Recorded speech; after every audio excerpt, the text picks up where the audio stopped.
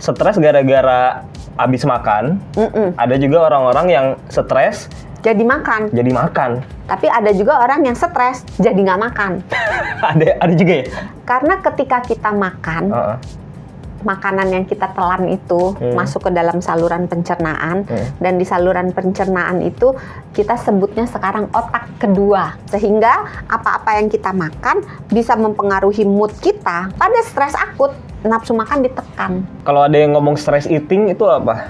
Itu kalau stresnya bentuknya kronis, misalnya punya atasan yang menekan bawahannya, terus sementara bawahannya ini kalau mau resign nggak berani karena mungkin masalah ekonominya banyak. Wah, nyinggung tuh.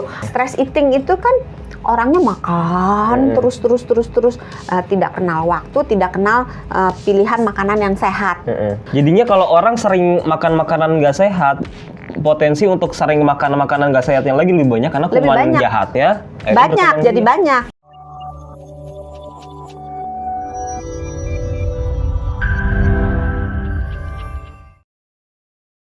Selamat datang sahabat Sonora di Kamu Sehat bersama Sony Wicaksono, konten andalannya Radio Sonora yang membahas kesehatan bersama Dr. Santi, Health Management Specialist Corporate HR Kompas Gramedia. Request katanya minta dikenalin, episode sebelumnya nggak dikenalin. Kenalan, nama saya Santi.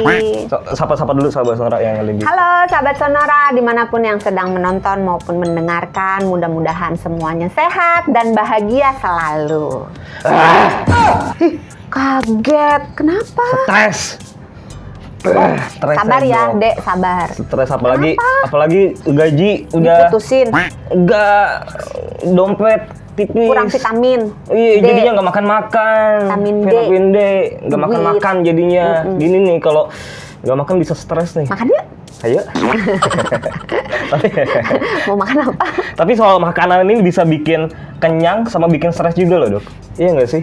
Iya kan? Makanan itu bisa bikin kita... Ini pertanyaan atau pernyataan ya? Pernyataan, sekaligus lecture juga ya kan? Iya. Makanan bisa bikin kenyang, tapi di satu sisi bisa bikin stres juga ya kan? Betul. Ada orang yang stres gara-gara habis makan.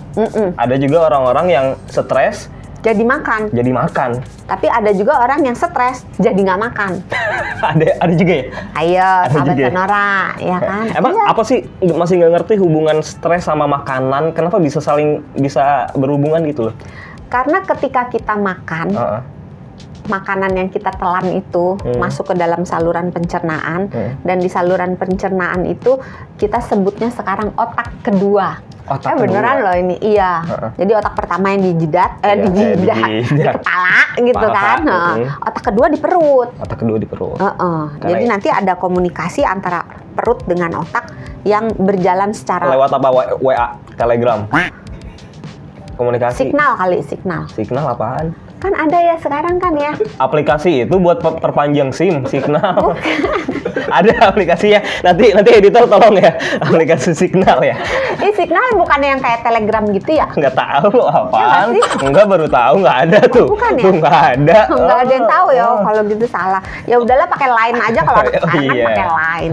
Otak kedua tuh. Jadinya. Nah, sehingga apa-apa yang kita makan bisa mempengaruhi mood kita, tapi sebaliknya juga mood kita termasuk stres bisa dipengaruhi oleh apa-apa yang jadi kita makan bisa mengubah mood, atau mood kita jelek bisa mengubah pilihan makanan. Jadi itu berjalan bidirectional. Oh, beriringan. Bidirectional bukan beriringan. Bidirectional tuh berarti sesuai arah. Dua arah. Jadi bisa A menyebabkan B atau B menyebabkan A. Ya saling berkaitan lah ya akhirnya. Iya kan, ada dua arah. Kita jadi belajar bahasa Indonesia ini nanti. Bahasa Indonesianya 5. Pak Guru, mantan guru bahasa Indonesianya Wicaksono, tolong dong kalau nonton dikasih komen di bawah. Kira-kira nilainya berapa waktu SMP, SMA bahasa Indonesianya? Jangan-jangan Eja. Oh, saya keturunan Prancis. Oh, pantesan bahasa Indonesianya belepotan. Sudah ya? Mohon. Jadi pengaruhnya damang alhamdulillah. Jadi pengaruhnya naon, Dok? Ke stres dengan pola makanan teh, Dok. Apakah itu namanya jadi stress eating? Jadinya kalau makanan tuh bisa bikin stres. Bisa.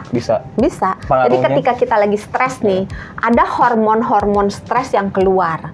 Nah, tergantung stresnya ini akut atau stresnya kronis. Stres yang singkat misalnya mau mempresentasikan sebuah, ya kan? Mau tampil gitu. Itu kan stres. Atau mau ujian, itu kan juga stres. Tapi stresnya temporer. Setelah tampil stresnya selesai atau setelah kita selesai ujian beres gitu, stresnya reda, itu stres akut. Nah, pada stres akut nafsu makan ditekan. Sekarang coba kalau misalnya sahabat Sonora nih mau ujian, ada nggak nafsu makan? Nggak ada. Nggak ada sih. Buru-buru mikir makan ya. Iya, mikirin ujian aja ya. Iya. Kalau yang stres ya, karena ada juga orang yang ujian nggak stres. Saya punya loh temen yang kalau ujian nyantai aja nggak stres. Nilainya? Ya sebenarnya kalau nggak A plus sih. Nggak usah ngiri. Tiap orang tuh punya punya talentanya sendiri-sendiri, punya berkahnya sendiri-sendiri.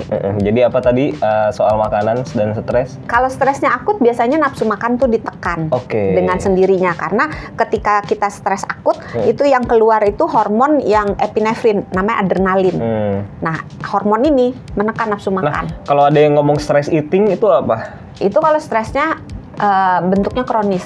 Kalau stresnya kronis, maka keluar hormon yang namanya kortisol. Kortisol itu adalah? Hormon kortisol itu adalah hormon yang menyebabkan nafsu makan jadi meningkat dan menyebabkan pilihan makanan itu mengarah ke makanan yang tinggi lemak dan tinggi gula, yang tinggi kalori. Jadi stres itu ada stres akut, ada stres kronis. Nah, kalau yang kronis itu kayak gimana stresnya, Dok? Kalau kronis misalnya, boleh nggak nyebutin atasannya? Misalnya punya atasan yang menekan bawahannya, terus sementara bawahannya ini kalau mau resign nggak berani karena mungkin masalah ekonominya banyak. Gitu. Atau misalnya punya yang tidak ada jalan keluarnya. Diputusin pacar itu kan berhari-hari, berbulan-bulan bisa ya. Terus aja, terus atau dia misalkan, misalkan ditinggal pergi sama orang gitu ya. Kematian gitu. Ya. Sebenarnya tergantung orangnya sih. Kadang-kadang ada juga yang stres akut kayak bisa dibawa-bawa sama orangnya itu jadi stres kronis. Contoh misalnya, sebenarnya dia ujian nih, harusnya kan setelah selesai ujian stresnya hilang kan, tapi terus dia jadi mikirin, aduh ujian nanti gue bisa nggak ya? Aduh nanti ujian gue kalau nggak lulus gimana ya? Sahabat Sonora, berdasarkan penelitian 94% dari kekhawatiran kita itu tidak terjadi. Jadi kalau misalnya, aduh khawatir nanti ujiannya nanti kalau dapat jelek, dapat merah gimana gitu. 94% tidak terjadi. Sisanya itu sekitar sepertiganya itu tuh hasilnya malah lebih baik dari yang dia perkirakan. Jadi yang, aduh kayaknya gue dapat 4 nih. Anak sekarang nggak pakai 4 ya, ABCD ya? Iya nggak sih?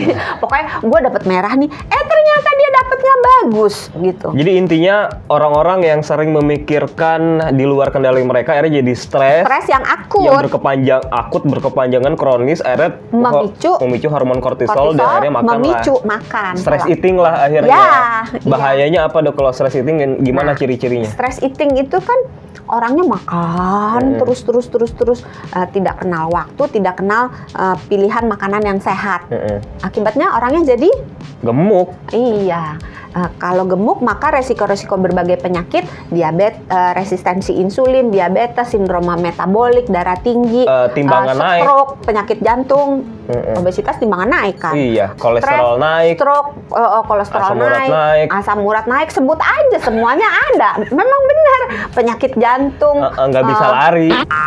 Ya kan? Enggak sih. Bisa. Karena besarnya badan dengan kemampuan lari itu beda. Ada loh. Saya nanti diboikot nih sama orang, mohon maaf. Sahabat Sonora, kalau yang lincah nih, komen di bawah. Beneran. Ada yang badannya besar tapi dia lincah gitu, karena itu kan kebugaran. Kebugaran itu kalau dia dilatih gitu. Tapi kalau dia badannya besar, walaupun jarang ya, ada aja sebagian yang larinya cepet. Oke. Nah kalau dibalik nih Dok, tadi kan stres memicu makan. Kalau dibalik makanan memicu stres, ada nggak sih pengaruhnya? Ada. Makanan yang bikin stres apa? Makanan-makanan yang nggak sehat. Contoh? Makanan yang banyak gula, donat gula? Ya semua lah. Semua. Makanan yang bertepung-tepung karbohidrat sederhana, iya termasuk. Itu tuh makanan-makanan yang seperti itu tuh efeknya macem-macem, tapi ujung-ujungnya akan menyebabkan mood kita berubah. Karena ingat, apa yang kita makan masuk ke otak kedua. Otak kedua ngobrol sama otak pertama. Nah, ketika kita makan makanan yang tinggi gula, tinggi garam, tinggi lemak jahat, rendah serat, maka bakteri yang ada di saluran pencernaan kita, bakteri di saluran pencernaan ada dua macam. Sebenarnya nggak cuma bakteri sih, ada jamur, ada virus, pokoknya kuman lah. Kuman di dalam saluran pencernaan kita itu ada dua macam. Kuman yang baik sama kuman yang jahat.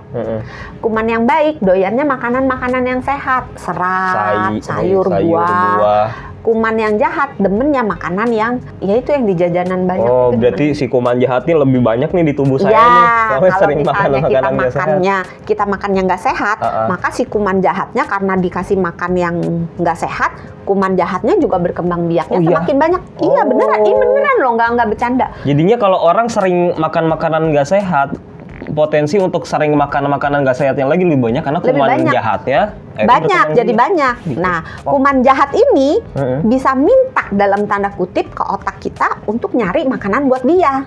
Jadi si kuman jahat ini ngasih sinyal ke otak, cari dong itu donat, cari dong permen, cari dong biskuit gitu kan. Jadi si kuman jahatnya ini karena jumlahnya banyak memberi sinyal kepada otak supaya kita cenderung memilih makanan yang tidak sehat untuk makanannya dia. Jadi itu lingkaran setan yang terus-terus. Waduh, dan itu akhirnya bisa memicu stres lah ya intinya ya. Bahaya, pasti bahaya dong ya kalau makanan-makanan yang pemicu stres tuh ya. Bahayanya ya bisa itu ya, bisa kemana-mana ya, ke fisik tadi ya, bikin kegemukan, bikin berbagai penyakit yang terkait dengan kegemukan juga meningkat. Kalau gitu ada nggak makanan yang bisa meredakan stres? Makanan yang meredakan stres yang menjadi masalah nih, banyak masyarakat yang menganggap kalau makan buah dan sayur ya udah makan misalnya sawi deh, kan sawi paling banyak digunakan ya, atau makan kol gitu kan, karena kita beli mie goreng, nasi goreng kan pakai sawi, beli mie pangsit juga pakai sawi gitu kan. Udah menganggap itu sudah cukup gitu. Padahal dalam satu hari kita tuh butuh setidaknya 5 warna. 5 warna?